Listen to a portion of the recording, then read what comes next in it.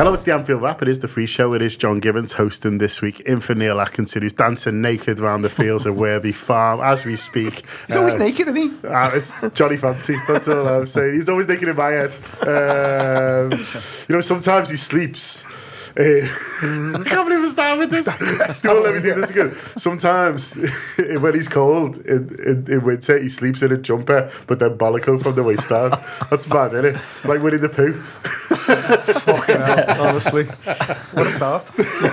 Don't let me do this again. So that's what you're doing, isn't it? Yeah, Neil will be back next week, don't worry, but you have got me. And Izzy and Mine, you've just heard. We got Josh Williams, he's doing his first show, doesn't know what the fuck's it. You don't get this in Blood Red, lad, do you? This is new for me. This, like.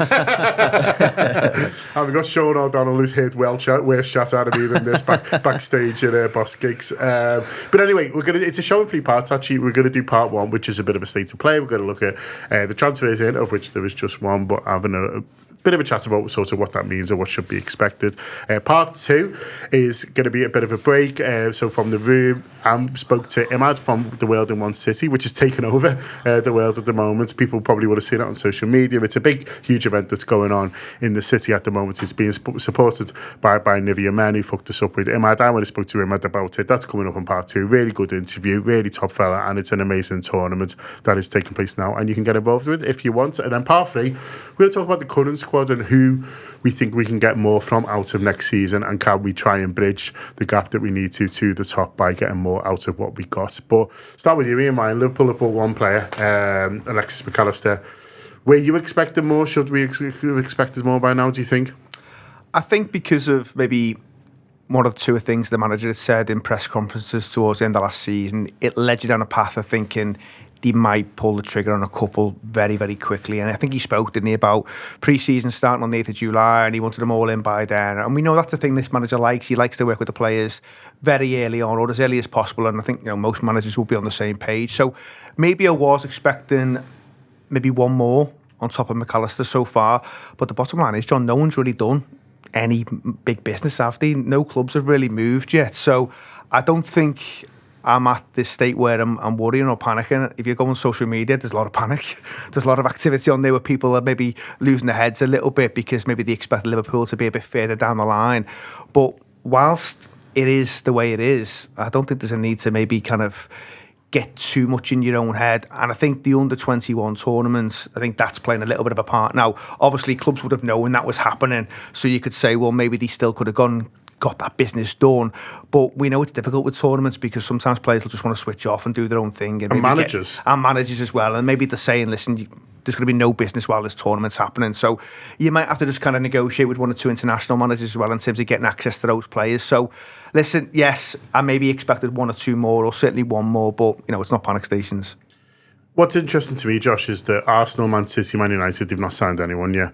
And you can get your head frazzled by links and things like that and thinking, they're doing all this. But when you actually look at who's got stuff over the line, Arsenal, City, United, they haven't bought anyone. Spurs have made a loan permanent. So he was there anyway. So he got his house. And Newcastle have signed an 18-year-old. And I know they're getting this fella apparently getting this fella from Italy, but it's not actually done yet, whereas everyone's sort of talking like it is.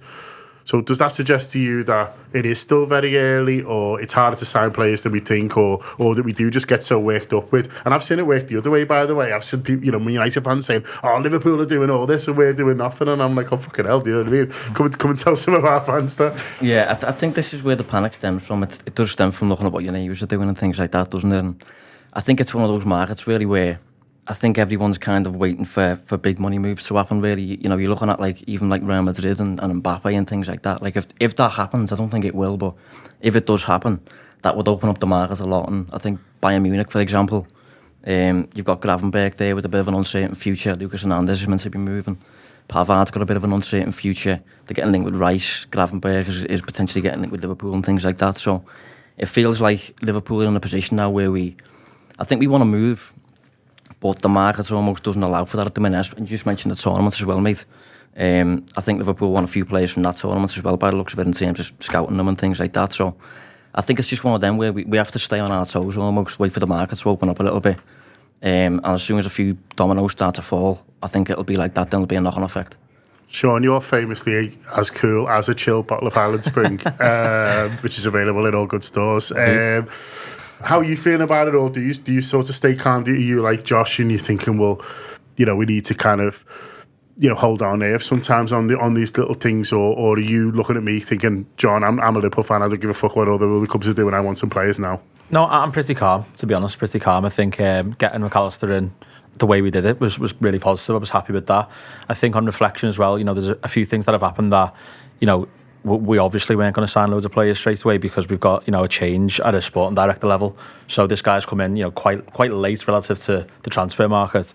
He's clearly got his own ideas of how he wants to approach players, how he wants to sign, using his own contacts, because, the second that he was official, the amount of links that came out the woodwork, pretty much straight after he was in role was a big tell to me. I think the players that will link with it quite encouraging because you can see a clear path there and a clear sort of vision as to what we're looking to try and do. So I'm pretty cool. There's some things that Klopp did say whilst he was, he talks quite a lot about getting them in for pre-season. He did also talk about, if we have to wait until the 18th hour till the end of the day to get the right player, then they will wait.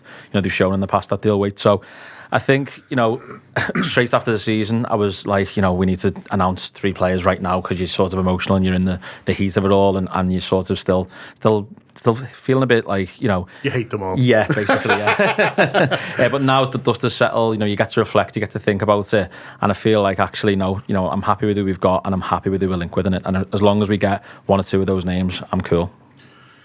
In terms of players who were not being linked with Ian, is there any in particular, Declan Rice is someone who jumps out, but not to put words in your mouth, but is there any in particular you're thinking, do you know what, I wouldn't mind if we were a bigger part of the conversation for those? Yeah, I think there are a few, and I think just building on what Shaun was saying there, I think you do see this through kind of your own club's context, and because Liverpool have had a season where they've fallen well short in terms of expectations, I think that plays into people just wanting them to do a bit of business, so it looks like the plan is there and they're going to move as swiftly and as kind of quickly as they possibly can. But, we know there's some caveats around it. I think in terms of players, you've mentioned one there, Declan Rice, who I think he's great, to be honest. I think, he maybe splits opinion with 1 or 2 people. I've seen it on the internet, but I think he's a really, really good player. I think where the opinion maybe is split is maybe around the fee and stuff, and is he worth that amount of money? But, it's not my money. So, if you could get him in, I'd love him at the club, to be honest. I think he is. Swifty will do another night. I think he is excellent, and he really is. I think if he ends up going to Arsenal, he's a bit of a game changer for them. He's a massive upgrade on what they've got there already. But there are rumours that he could go to City now, and that is a massive concern. If all of a sudden you're looking at the midfield of Kevin De Bruyne and Rodri and then Declan Rice as well, you're thinking, fucking hell, this is going to be graft next season in terms of their engine room.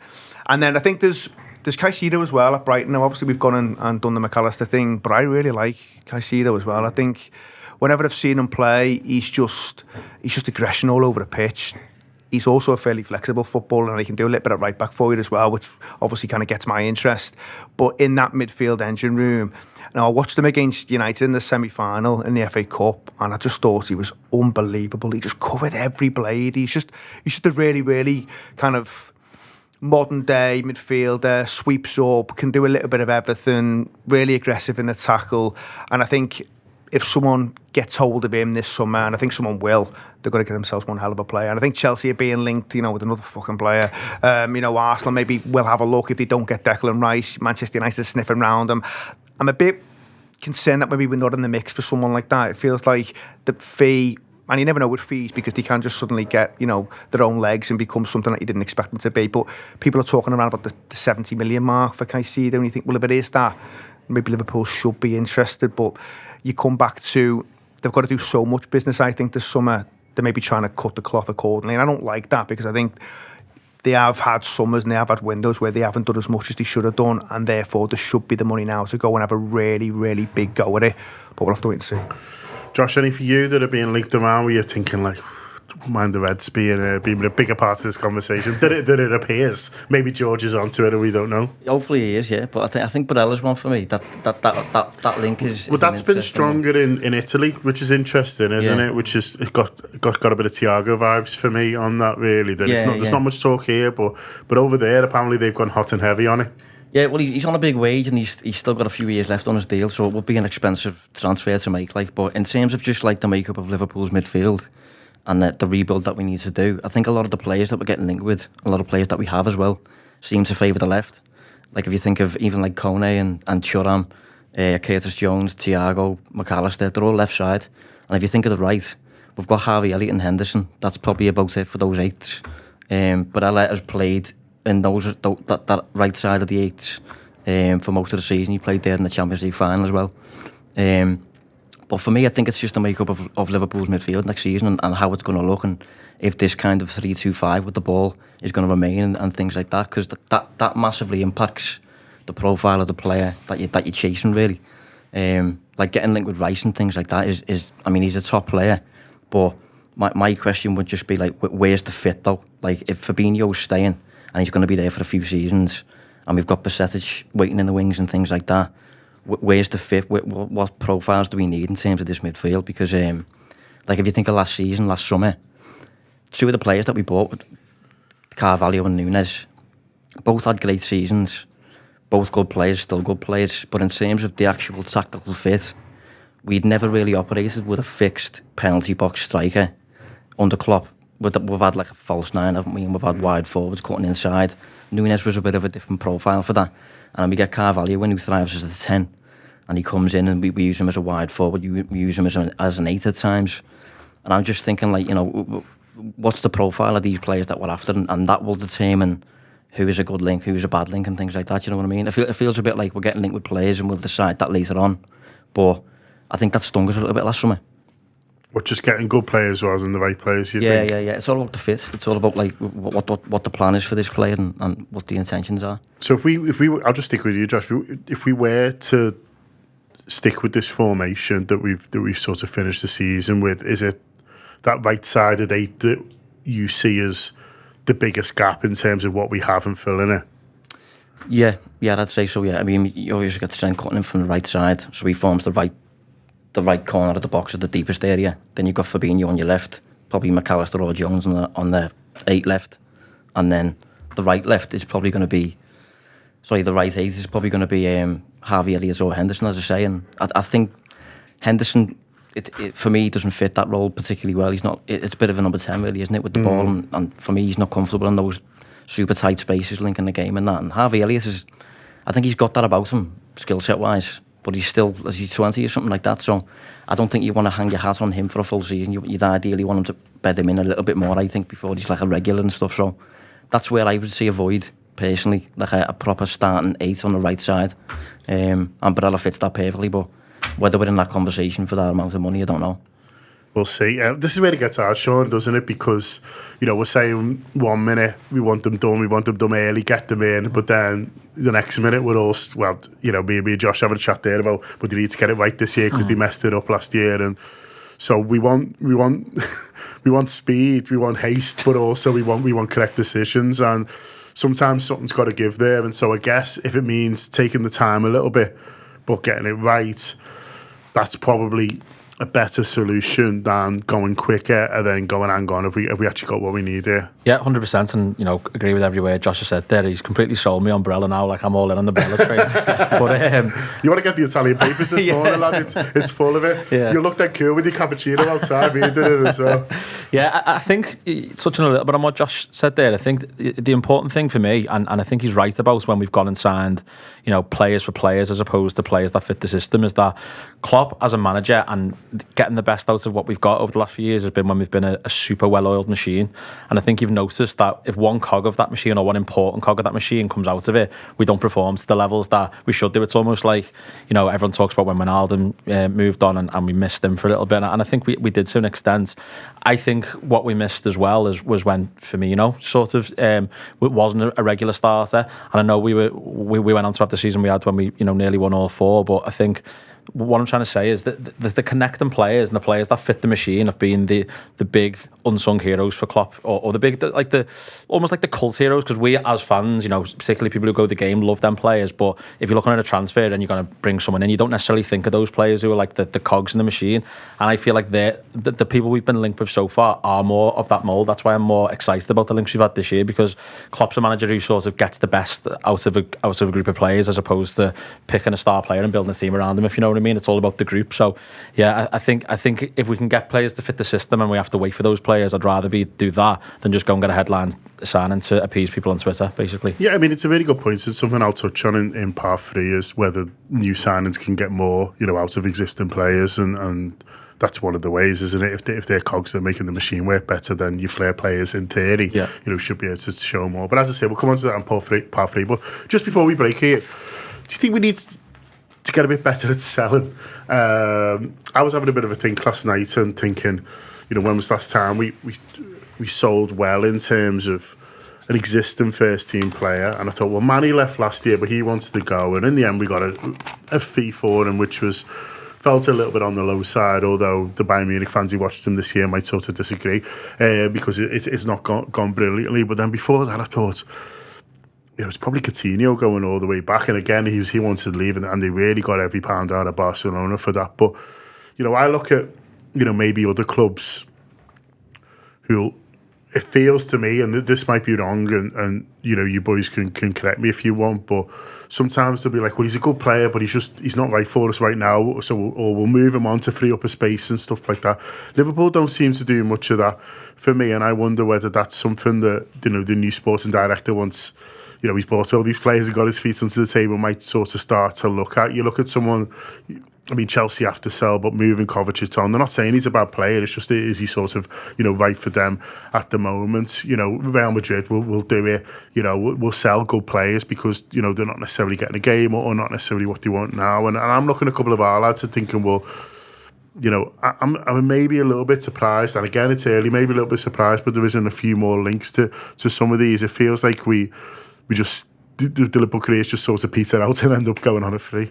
No, I think it's fair, John. I think when I've spoken about kind of transfer activity in the past, I've always tried to kind of link it in with the outgoings as well, because I don't think we have been particularly good at that. I think we've lost our way a little bit, and you've seen a number of footballers who've come to the end of the Liverpool career and just gone on a free.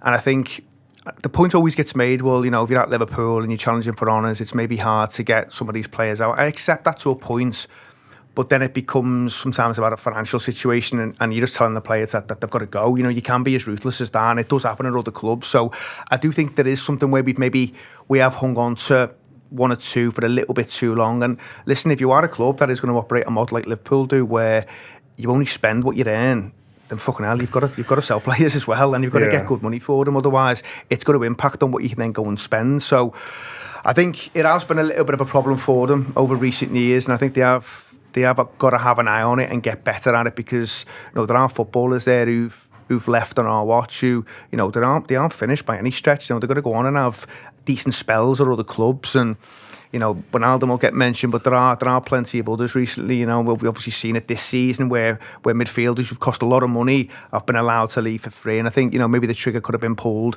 a little bit sooner on them.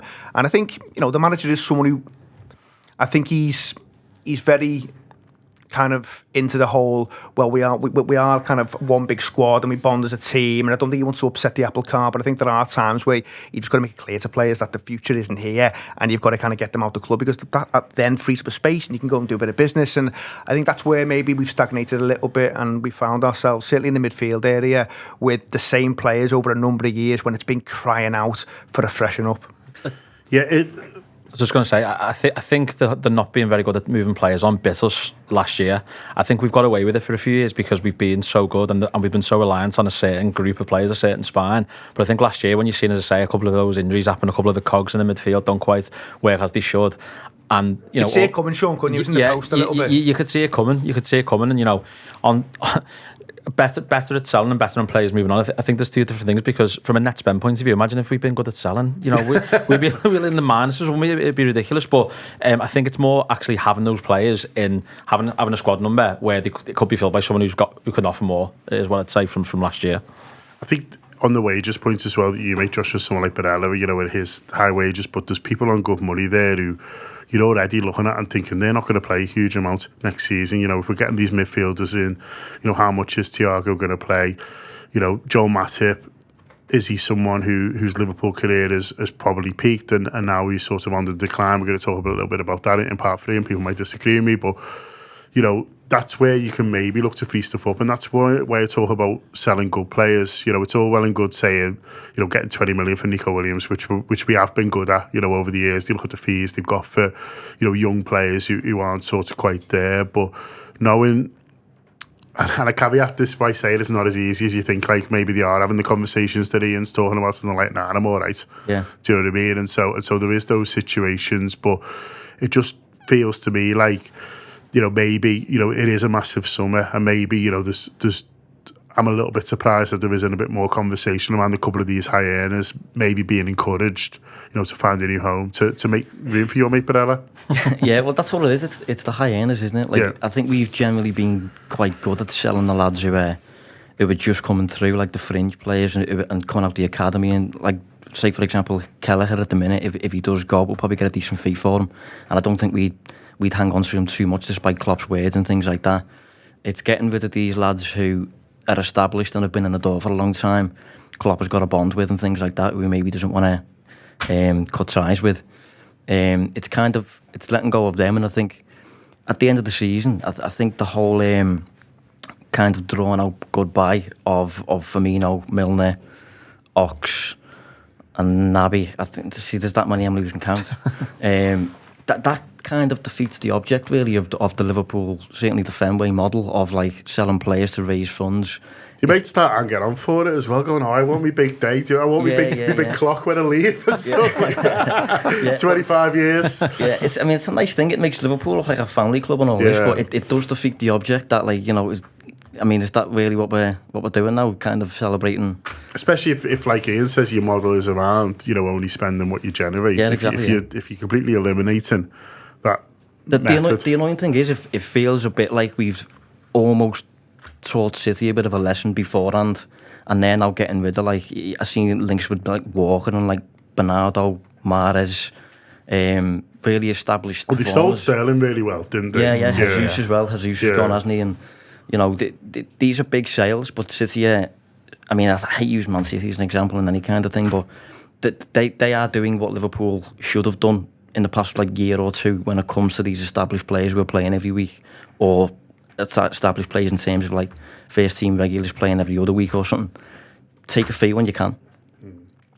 Listen, it is early days, as we said. Maybe some fees will come in, maybe a few more will be linked to Liverpool, and we'll see where we are at the end. But I thought it'd be interesting to do a bit of a state of play, and it was. Okay, in part 3, in the room, we're going to do a little bit about what you want more from next season. If you are watching this as a video, you're going to get that almost straight away. But if you're enjoying this as a podcast, you might have seen last week, LFC and Nivea Men released the latest Dear Liverpool video. It was Imad from The World in One City. I went to speak to Imad about the experience of Dear Liverpool and the tournament so far. So here is that audio for you. Thanks a lot to Imad and to Nivea Men for setting that interview up. If you want to get down to watch the quarterfinals tonight and tomorrow, so that is Monday night and Tuesday night from 7 o'clock at the Jericho Hub. The semi-finals, I believe, are on Thursday, and the final is on Sunday, all at Jericho. It absolutely goes off. It is brilliant. If you can't get down, you can follow them on social media. It's at World in One City 1 on Twitter, or World in One City with underscores between the words on Instagram.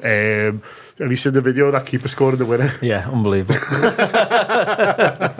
Unbelievable. Yeah, like last minute goal, keeper scoring the winner for the rest of the world team. So it's all set up for the quarterfinals. The group games have been, like, they've had a bit of edge to them, and you'd have enjoyed them. But obviously we're going into the group stages now. Sorry, into the knockouts now. Yeah. It's going to go up another level. Like, the crowds are lively. I would say there's a DJ whipping them all up as well. So I'm a bit worried they might have to move the final. Honestly, I don't think Jericho's big enough. That keeper thing that Shaun just mentioned there, fucking hell, that was unbelievable, wasn't it? Yeah. Absolutely. He reckons he meant to, like... Nah, I'm not having that. He's shaking his head. Absolute no keepers union there whatsoever. Like, he's saying he did these post-match interviews. You check them out. They're brilliant. The lad who does them is, like, you know, he's very charismatic and all that. He does a really good job. But yeah, he was like, saw him off his line and saw him 3 yards honestly, off his line. He basically, I think the keeper knew because it looked like a pen, didn't he? He was like, I'm going to get this ball as far away from the post as possible. No, it is absolutely brilliant. As I say, Monday and Tuesday nights are the quarterfinals. If you are in the area, take the kids down, go down and enjoy it. Pick a team and cheer them on.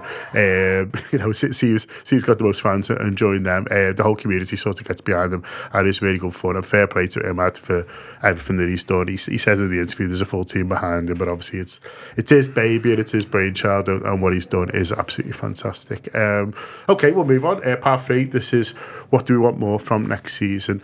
I'll start with you again, Ian. Is it reasonable to expect, do you think, our existing players to actually be the ones who help us bridge the gap? So we look at where we want to get to, which is a minimum of a title challenge. I think you can't say you have to win it or things like that, because different things can happen. But we want a challenge. We basically, if we can't have a season like City do, you at least want a season like Arsenal did. And so I'm not saying, before anyone sort of jumps on me, I'm not saying that they shouldn't sign players, that they obviously should. But I think if you look at the players we've still got and who underperformed last season, and I use that word carefully, because what I mean by that is we got less out of them than what maybe they could have expected and what we expected. So you throw someone like Diaz in, who as a season we didn't get as much out of as what you could have reasonably expected. And I've done a bit of a list here. I'll read them out. So this is my opinion. This is players who I think it can be reasonably said contributed less than their potential last season through injuries and form. So in defence, I've got Robbo, Van Dijk, Gomez, Trent and Matip. Trent obviously turns around a little bit. Midfielders, I've got Fabinho, Henderson and Thiago. And forwards, I've got Jota, Diaz and Nunes. I don't know if you agree with that. I don't think... I'd be surprised if you disagree with too many. That's a lot, isn't it? So I guess the question is, how many of those are permanent decline? How many of those have injuries have caught up or age caught up? Or how many of them can we expect to actually bounce back, in terms of the existing players, or go up a level in terms of a couple of those newer ones to a level that means that actually by just raising the level of our existing players, we can expect to have a much better season. Yeah, and this is the challenge, isn't it? And it's the unknown for us, because before, when kind of Josh was talking about Fabinho in midfield and whether he's going to be a mainstay again, it's difficult because I don't really know what his level is now, because I think he has such a poor season, and he's not the only one, obviously. There was a lot of them who had poor seasons, but I think him in particular, the drop-off was so severe and so extreme. I think it caught the manager off guard a little bit, just in terms of no one expected him to be kind of just as much off a cliff as he was. Now, there were signs that he maybe found his way a little bit, but I think they were only signs. You didn't suddenly see him get back to his absolute best again, where he was literally, I think he probably was, you'd certainly make a case for him being one of the best holding midfielders in Europe at the time, when he was at his absolute peak. I think it was him and maybe one or two others were at that top table, and you're thinking, wow, if he's on form, it makes everything else tick. I don't know where he is, John. And he's 29 now, so he's not at an age where you're thinking he should be finished. Now, he's played a lot of football, and I think some of this is the manager asks so much of these players, and I think because we've gone toe-to-toe with this Manchester City team, that inevitably will have an impact as well, I think, on some of these lads. And I think that's the balancing act. You're not quite sure with some of them. And I think there are some where you're looking at maybe the likes of a Jota, the likes of a Diaz, who've had really poor seasons because of injuries, not because of anything they've done wrong. They just haven't been able to get into the team, and it's taken them a little bit of time. And I think with Diaz, you're almost seeing him trying to work back to a level, but it's going to take him a little bit of time. And Jota, I think, again, he had a really bad one, didn't he, against Manchester City, where he does it really late on. And I think you could see him almost frustrated with himself at times that he can't quite find his level. But then he gets that goal. I think it was his first one at Leeds, was it? And then he went on a bit of a run, didn't he? He gets 7 after Leeds, which is mad. And you can see that suddenly confidence became a thing for him again, where he found it, because I think he comes back into the team, trying to work his way back from injury, but he can't find the net, and that's having an impact on him. But then he gets that goal and goes on a bit of a journey and a bit of a run. So there are some like that. I think Henderson, I just think, you're now talking about a fella who's, 32, so I don't think you're going to get a great deal more out of him, to be honest. I think there are times. Do you think it might be just by playing him less you actually get more? I was going to say, so I think there's something around just picking and choosing when you play Jordan Henderson, you'll get more out of him. But because of the points we made in part one, where we've left certain situations stagnate, he had to play more than he should have played, and that's been the problem. And people will talk about he now moves into the Milner role, and maybe that is something. But when you look at some of the players Liverpool are looking at, this all kind of plays in, doesn't it? Because they brought McAllister in, who was obviously, season pro, won a World Cup, played in the Premier League, and then some of the other players who I am excited about, don't get me wrong, but they are young footballers. And then there's this, well, will they just immediately settle? So they are being linked with maybe 3 or 4 lads who were at the under-21 tournament. And, that could be great. If they all come in and hit the ground running, fabulous. But I can't sit here and honestly say I've seen enough of them. Now, the club will have, so, it doesn't matter whether I've seen them or not. The club will have seen them and they will have had an eye on them. But then it's, if you are going to pick 2 lads up in midfield who are young footballers, do you need them to hit the ground running? Because of what we're looking at here in terms of footballers like Fabinho, Henderson and Thiago, where you can't really hang your hat on them too much because of different things. With Thiago, it's purely down to injuries. We know he's a great footballer. If you get him on the pitch, yeah, brilliant, Rolls Royce. In a perfect setup, I think he can give you loads, but there are times where if the rest of it's not right, he can also look exposed, and then you've got the injuries on top of that as well. So there's more unknowns there than I like, if I'm being honest, because I think you can almost take it right through the team. You can look at the defence and say, well, you've got Matip on your list there. There's a real case. He's been brilliant for the club. Don't get me wrong, but there's a real case for moving him on. But then you've got to go and replace him. Yeah. Joe Gomez, where's his level? I've not seen him at the level he was at 3 years ago in any kind of consistent way now. I don't think he's been able to string 2 or 3 games together where you've thought, and listen, he doesn't get that many opportunities, so that's a factor as well. But I don't think you've seen enough to suggest he might find his way back to that level where I thought he was great, next to Van Dijk for maybe 18 months, 2 years. You wouldn't have kind of picked holes in that back line. They'd had everything, but then he has gone on this kind of run where he just looks so far away from that player. And then, Robbo could come into a bit of an interesting phase of his career where Liverpool are going to persist with the hybrid. What does that mean for Andy Robertson? Because his role's going to change and it'll bring different challenges. If he's going to play on a regular basis, all of a sudden he's not that marauding left back. He's almost playing in a back 3 and he's never really done that. So my concern, John, is that there are some unknowns, but you have to caveat it with the club will have a lot more info on this than us. There are unknowns, and that's the problem, isn't it, Josh? And we're trying to sort of predict it, and the manager last summer predicted that he'd get more out of stick with what we know and stick with what we got, and it's fair to say it backfired. These people are paid to make these decisions based on, like Ian says, a superior amount of information than us, but also it is a bit of a hunch, and the manager's having to look at these lads and think, well, he can say, I expect, for example, Virgil to have a better season next year, but we don't know. Yeah. Is this where Virgil's at now after the injuries and stuff like that, or has he sort of, had a bad year? You're looking at Joe Gomez, you're having a bit of a gamble. I'm saying I think if Henderson plays less, I think he'll play better. But yeah, I agree. But we're guessing. No, I think looking at the list you've put forward, mate. I think it's interesting because some of them I think you can put down to they've had a bad season largely because of almost what surrounded them and the almost like the environment on the pitch, what they've been surrounded by in the tactical sense and stuff like that. Some of the other ones, I think there's a question mark as to whether it is just a decline. And I think two of them in particular are essential to the original Klopp's Liverpool and in Van Dijk and Fabinho. I think they're the two who, even if Liverpool get everything back together system-wise and they get legs back in the midfield and stuff and they become a bit more compact and things, I don't know if they are just now past the peak almost. And I think Gomez you could throw in that as well. But Gomez is a bit less essential for Liverpool's success than Van Dijk is in the back line, for example. And I think if you look at some of the other lads, Trent, for me, looked completely reborn in the hybrid role where he started to tuck inside as a makeshift centre mid. So if Trent's going to continue doing that, or he's going to become a full-time centre mid, whatever it is, I think Trent will be fine just on the back of that tactical switch. Fabinho could be fine now that he's going to be surrounded by more legs like he was originally.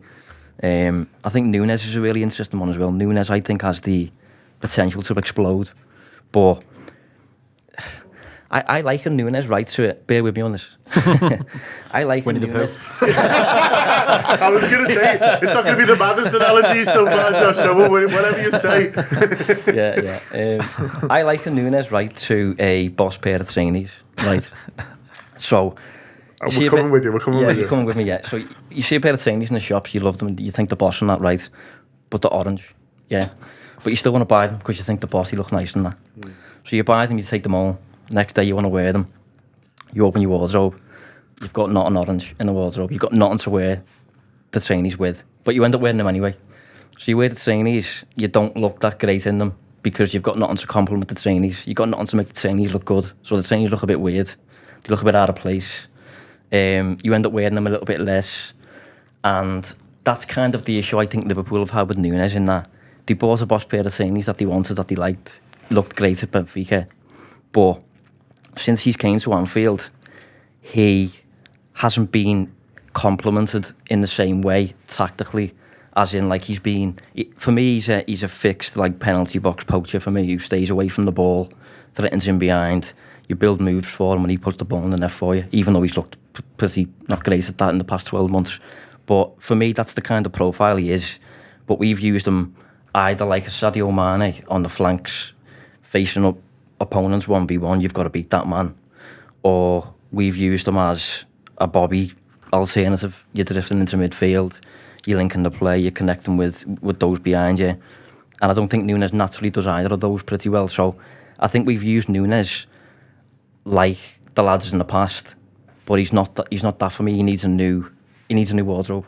That's kind of what I'm getting. Some more at. orange clothes. Yeah, exactly. So Liverpool, to kind of make Núñez look better and to maximise what he's good at, to make the trainees look boss, you need to buy a new wardrobe. Essentially, you need to buy some new. You need to rethink the plan a little bit. You know what I mean? Yeah. Does that make sense? It does, but we can't buy a whole new wardrobe. Exactly. Yeah. So but you can just maybe, I don't know, redesign your outlook in terms of the shape and stuff like that, which we have done in the past 10 games. So I think they tried to do something with Núñez by putting Salah wider, didn't they? And I think that, you know, there's a couple of things that happened that probably affected things, like significant things that happened early on. So I think we're getting sent off in his first home game hasn't done anyone any favours, because he's, you know, that we know that's knocked his confidence. We know that he's having to sort of temper the beast a little bit. It was the right thing, by the way, because he was wild and still is wild, and he can't be doing what he did. But I think that's massively affected his confidence, because, you know, if you're coming in, you want to hit the ground running, you get sent off in your first home game, I think that's just going to affect you. I think putting Salah wide was probably the wrong choice, and I think if Klopp was, I know we did play a little bit more wide towards the end of the season, but if you think about the start of the season last year, he was on the touchline for most of those early games, and we're like, why has he done that? You want to get Salah in central, and when Salah did play more central, you know, you think of the City game at home where we you know, we look solid, he scores the winner and everything.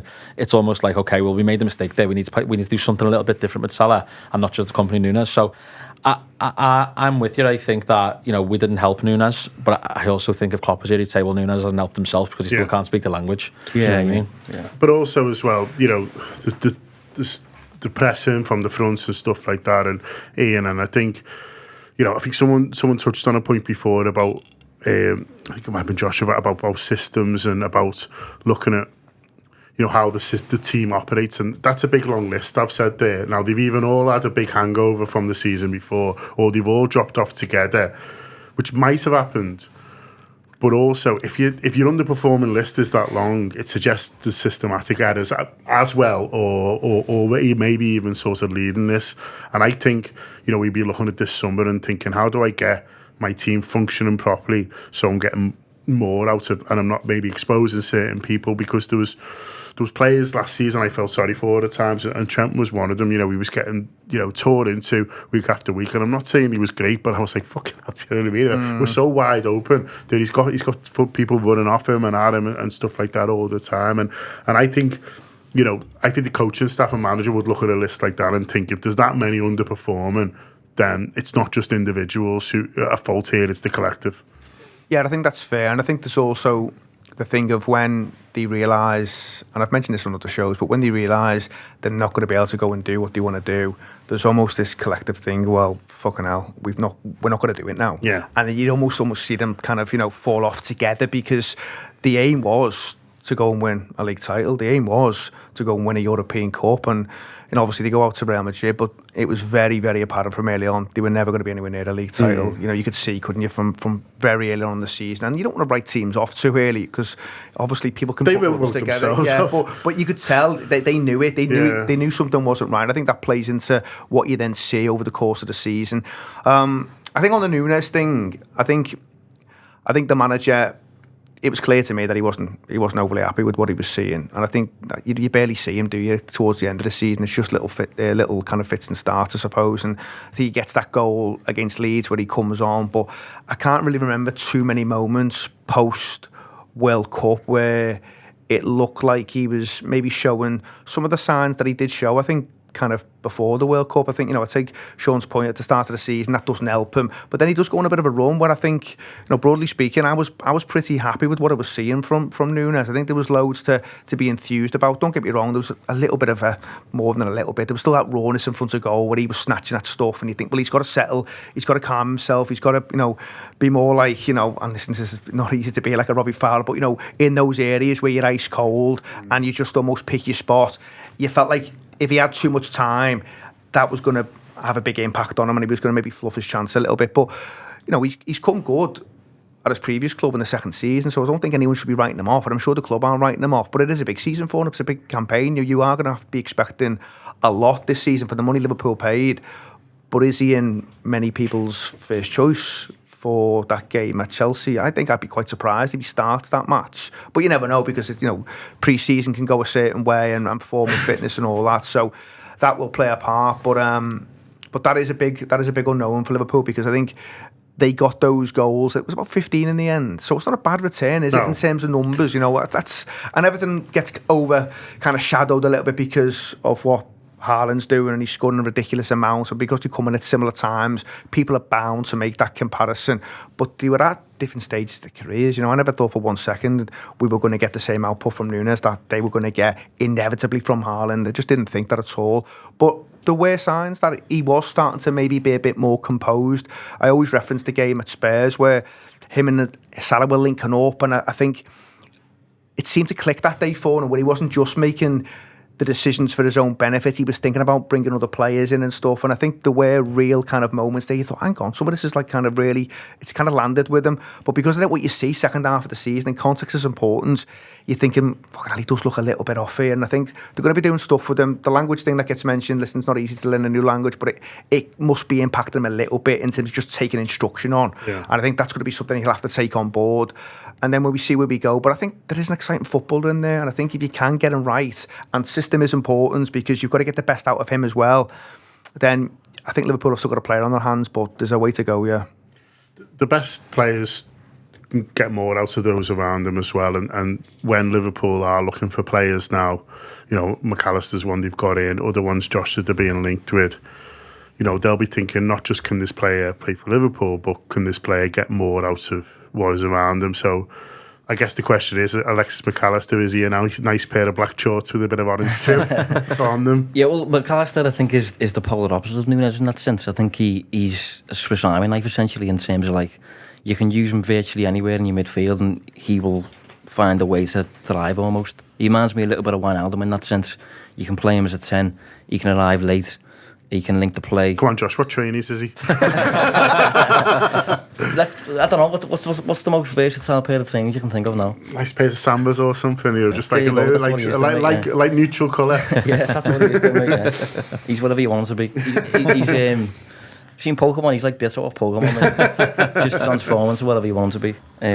But yeah, he's not going to be a problem, McAllister. Like, I don't think he will be. I mean, obviously he will be to some extent, but I don't think he'll be too influenced by whatever shape Liverpool adopt next season. I think he'll be. I've got no issues about McAllister. Like, no concerns about him. In terms of others that I haven't listed, I've got a few more here that I didn't put on. I've got Gakpo, Salah, who I'm not hard about putting on just because his fucking level's so high, but I thought he scored 30 goals, don't be a prick. I've got Harvey Elliott, Kanate, Jones, Bacic and Alisson. They're obviously on this other list for different reasons. Some of them, like Alisson, had incredible seasons. Other of them are young players who, you don't want to be sort of hanging your hat on. But do you think there's many of those who can go to another level, Shaun? Who could, I'm talking about, we started this part talking about, players who'd not got as much out of what we wanted. But for those who either have performed or the younger players who are still emerging, who were wrong to put too much expectation on, do you see a few of those going up another level again, which can only help? Yeah, I do. I think we've seen towards the end of the season when we went on that bit of a run that Jones was one of those players who all of a sudden played well for the 21s last night as well. Yeah. I think he found a system that suited him perfectly, and I feel like that's only a positive thing, because I was quite critical of Jones in the start of the season, thinking, you know, is he ever going to get his chance? Is he ever going to come in? Is it ever going to happen for him? I don't see him making that step, and now I can see it. I think the West Ham game in particular, I remember him just being really aggressive. You know, all the stuff that you've seen from him in the youth teams, he was doing it in the first team level, which was great to see. So I think he's one, if he can keep that aggression up and keep that up, that we can hang our hat on in next season. I think Klopp would say that as well. I think Elliott is a player who's sort of got in really young, and he's been, you know, Klopp persists with Elliott. So you know, starts the season, Elliott starts nearly every game, doesn't he, when he's available? And I feel like, all right, he did sort of fall a little bit out of favour towards the end of the season, but I think that happens with young players. And if you're saying someone who's going to kick on again and do better things than what they've done, I think you'd have to say Elliott, because I think if Klopp's in the room, he'd say Elliott as well, based on the amount of times that he started them. And then, you know, Gakpo was a player that, you know, come into a team that wasn't performing, made us a little bit more solid, because I think with Liverpool, with the system that we've got, our defending starts from the front, and I don't think we see much of that in the first part of the season. You know, we should talk about Núñez before. I think he's probably not in that mould. He probably doesn't think about his defensive duties first. Well, we know he definitely doesn't think about his defensive duties first. Whereas Gakpo has been able to come in and just make us a little bit more solid, which in turn has allowed us to sort of go on that run that we went on. But you can see him improving game by game, and I think he's a really exciting one. You know, that was a player that none of us really seen it coming. There was a couple of links, but it was on that he was going to Man United, wasn't it? Yep. And then all of a sudden we get him, because obviously he's the type of, you know, the deal was right, or whatever it was, but we've got him, and I think he's really exciting. We can be really excited about him. And then obviously, you know, the main one for me is probably Bajcetic. He saved our season arguably last year. You know, you think about we really were at the bottom of the barrel. I remember saying every week, it can't get worse than this. We've finally hit the bottom, and then all of a sudden we go and get beat 3-0. And you're just like, oh my God, it's happened again. And he come in and sort of steadied the ship. And he was the first name on the team sheet for a large part of last season, up until when he got injured. So I'm excited to see, you know, what he can bring next year. So I think there's a lot to be positive about, to be optimistic about, because all of those players I've just mentioned there, they all shone in a season and in a team that was not shining and was not the Liverpool that we've come to know over the last few years. So if we can get back to those levels, and, you know, I'll use that machine and the cog analogy again, you know, they sort of were helping us in a broken machine. So if we can get to like being that really sort of solid, high operating machine that we can, and add in those players with the potential, then I think there's quite a lot to be optimistic about, to be honest. Yeah, that's a really good shout from Shaun that year, in that, you know, at different times, these younger players especially came in at a really, you know, tough times. You know, Curtis Jones gets his run. You know, when he sort of first comes in, the team aren't firing at all. You know, Bajcetic, it is arguably even worse when sort of he's playing there. And sometimes that's nice, because it feels like a bit of a free hit. But I'm sure if you asked them, said, would you rather come into a team that's won 10 in a row or lost 4, they'd pick the first one. And so if we can get the machine pairing again, I think there's quite a few of these who could jump up a level. I think there's quite a few as well on that list. You'd expect maybe to kick on again. I think, you know, the Gakpo points, you've got to give him so much credit, because he does come into that team where it's not functioning. And I think, you know, you're right, it is much harder to come into a side that's struggling, and he does that. And I think one thing that would have disappointed the manager, if you take the season in kind of two parts, that first part, teams were just running all over us. We were such an easy touch. You can just imagine kind of the team talks where, if you get stuck into these, Liverpool aren't going to fancy it. And you saw it play out so many times where you could run right through the middle of the park against us, wouldn't be challenged. There were so many times where you're calling out for people to take yellow cards and just take the obvious foul, and yet it didn't happen. And then, you know, there's either a shot on goal or an actual goal, and you left cursing them a little bit. So I think the soft touch thing is important, and I do think that plays into recruitment. So whilst I think they'll certainly be interested in footballers of the calibre of Barella, or they should be, but then I think physicality will be something the manager's really looking at in terms of that midfield. People who can come in and be really imposing and really physical and can't run all over Liverpool. And that's, as I said, or stop people from running all over Liverpool. But those names there, John, I think you can make a case for lots of them. Listen, Salah's at an age now where he's not going to suddenly become better than what he is. He's also already very good, and you talked about the numbers there. Do you think he has a bit of a strange season at certain times where maybe he's not quite at his best, but, you know, the numbers are there and the output's there? Bajcetic, again, he's not massive in terms of physicality, but he's about 6 foot and he'll grow and get bigger and stuff. But I think all the signs from him is that he could be a really, really high-level footballer for Liverpool. If he goes on that kind of journey that people are expecting him to. There's loads of signs of him being really smart. And don't get me wrong, there's certain games where he will get exposed. Maybe he did get exposed, Real Madrid being an example. But, as a young player, that's going to happen to you against players of that calibre. Yeah. And I think, people, again, like Kanate, you're talking about, again, it's an injury-hit campaign, but if you can get him fit and firing and playing in most games, then I think he's got another level, Kanate. I really do think he could be absolutely elite, but it's about keeping him on the pitch and keeping him fit. And then, there's others like Alisson. I mean, you're not going to get much more out of well, hopefully less out of him next year. Because I think he just cemented that spot as he is the best goalkeeper in the league, in Europe, in the world. He's one of, if not the best goalkeeper that the club have ever had. Let's have it right. People will maybe of a certain age argue Clemens, but outside of that, he is the best the club have ever had. So you're not going to get much more out of him. But in terms of that list, Gibbo, I think there's real signs. And Jones is, I still don't think we know with Jones yet, because he has that run, and I think he's pretty impressive in that run. You have to say that. And Shaun mentioned there he wasn't too sure on him. I think there was lots of people who weren't too sure on him, and I think he'll maybe need a slightly longer run. But when you did that interview with Gerrard, I took quite a lot from that, because Stevie spoke so well of him, and he didn't have to. And I know he's got. Well, he didn't have to be me at all, to be honest. But and I know obviously he's worked with him and stuff, but he did speak so well of him, and I think listening to that gave me a lot of comfort that there is maybe even more of a footballer in there than maybe one or two have given credit for. And I think, again, he's a good size. I think where you're seeing him pop up and having goals as well, that's a massive tick in the box. If he can take that into next season, and it is still a nib for me, but if he can't take that into next season and the signs are positive, then again, he's someone where you'd be happy to see him come in, maybe not starting every game, but certainly rotating him in and playing a number of football matches, well into double figures. Again, he's a lad who struggled with injuries, so you've got to get him on the pitch and stuff. But again, if he can replicate that form towards the end of the season, he's a good addition to have around. And just to sort of finish off, Josh, for me, when the manager talks about can't wait for the first day of pre-season, he spoke about that. I think he's talking about stuff like this, what we've sort of ended up finishing on. Listen, he's got one new player. I'm sure he'd like one or two more. We'd all like one or two more. But I think he's looking at this and thinking, actually, there's still a lot to work with here. And I made mistakes. This is me being Jürgen. I was great.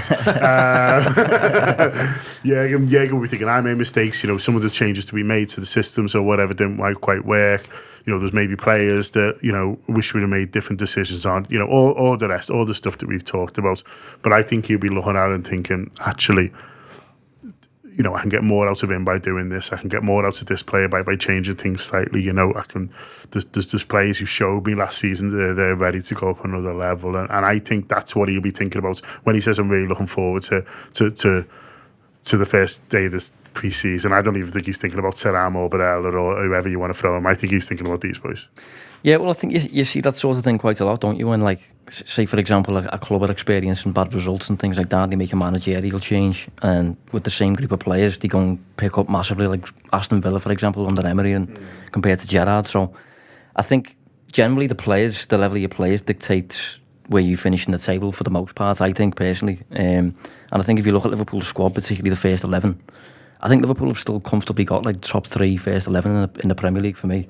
And as you've pointed out there on that list, there's a lot of players that either A, spent a lot of the season injured, like Diaz, Jota, Kanate. These are big players for Liverpool, and there's quite a few players in there who can just simply perform better. Like, I think the role change for Trent benefited them massively. Gakpo, I think we've just made a couple of points on him there. I think his future's interesting in terms of just where he's going to be deployed, really. I think he's another pair of Sambas, really, isn't he? But I think in terms of is he going to be potentially in one of these new 10s that we're kind of using? Is he going to be on the left? 110s. Well, there's a Liverpool